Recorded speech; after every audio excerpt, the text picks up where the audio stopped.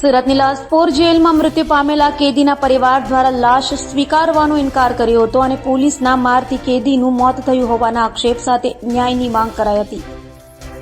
સુરતના લાજપોર જેલમાં ચોરીના ગુનામાં બંધ એક યુવાનનું 7 તારીખના રોજ શંકાસ્પદ મોત થયું હતું। યુવાનને ઉલટીઓ થવા લાગ્યા બાદ સિવિલ હોસ્પિટલમાં સારવાર અર્થે ખસેડવામાં આવ્યો હતો અને તે દરમિયાન મોત નીપજ્યું હતું। યુવાનના મોતને પગલે પરિવારજનોએ પોલીસ પર ગંભીર આક્ષેપો કર્યા હતા। કેદી મહેશવાડાના મોતના 55 કલાક સુધી પરિવારજનો દ્વારા લાશ સ્વીકારી ન હતી અને લાજપોર જેલના પોલીસ કર્મચારીઓ વિરુદ્ધ એટ્રોસિટી એક્ટ મુજબ કાર્યવાહી કરવાની માંગ કરી હતી। હાલ તો પરિવારજનો નવી સિવિલ હોસ્પિટલના પીએમ રૂમ બહાર ડેરો નાખી બેઠા છે અને પોતાની માંગ પર અડગ છે, ત્યારે પોલીસ પરિવારજનોને સમજાવવાનો પ્રયાસ કરી રહી છે।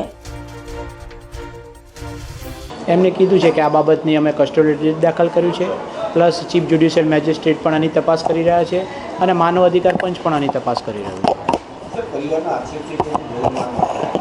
એવા કોઈ એને બોડી પરથી કોઈ ઈજાના નિશાન નથી મળ્યા, પ્લસ પીએમ નોટ પેનલ ડૉક્ટરથી કરવામાં આવેલું છે અને આ બાબતની માનવ અધિકાર અને ચીફ જ્યુડિશિયલ મેજિસ્ટ્રેટ પણ તપાસ કરવાના છે। સર, પરિવારનો આક્ષેપ છે કે અમે બોડી જ્યાં સુધી નિર્ણય નહીં આવે પણ જ્યાં સુધી એ લોકોને એફઆઈઆર દાખલ નહીં થાય અમે નહીં લઈ જઈશું। અમારી સમજાવટ ચાલુ છે કે જે હશે, જે સત્ય હશે, કોઈ દોષી હશે તો અમે છોડીશું નહીં, પણ એની ઇન્ક્વાયરી થશે। અત્યારે જે એનું કુદરતી મૃત્યુ થતાં કેદીનું એને અહીંયા આગળ સિવિલ હોસ્પિટલમાં લાવવામાં આવ્યા હતા। જી, ગુજરાતની અંદર દલિતો બહાર તો સુરક્ષિત નથી, જેલની અંદર પણ સુરક્ષિત નથી। આ ઘટના પરથી સાબિત થાય છે। અવારનવાર કસ્ટડિયલ ડેથ દલિતોની જ હોય છે અને એ પણ જેમ આપે અગાઉ વાત કરીએ એમ કે ગુજરાતના ગૃહમંત્રી અને સુરતની અંદર જો એમનો અહીંયા પોતાનો મત વિસ્તાર હોય અને ત્યાં જ આ વસ્તુ બનેલી, એટલે આ ખૂબ શરમજનક બાબત છે। આ લાશ અમે ત્યાં સુધી સ્વીકારવાના નથી જ્યાં સુધી અમને એફઆઈઆર દર્જ નહીં થાય।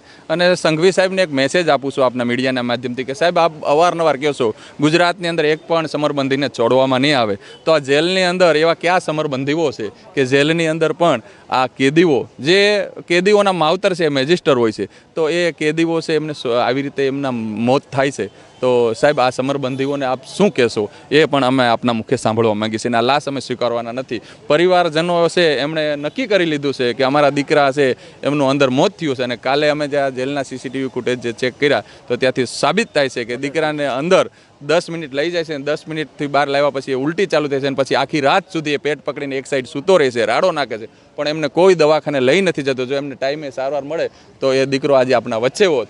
એમણે કદાચ જે કાંઈ ગુના કર્યા હોય તો એ ગુનાની સજા એમને મળવી જોઈએ। અમે માનતા હતા ચાલો એફઆઈઆર સાચી છે ખોટી છે અમને ખબર નથી, એના ઉપર આરોપો થયા હતા, પણ આવી રીતે મારી નાખો એ શરમજનક બાબત છે। તો આ વાતને હું માનવ અધિકાર સુધી પણ લઈ જઈશ।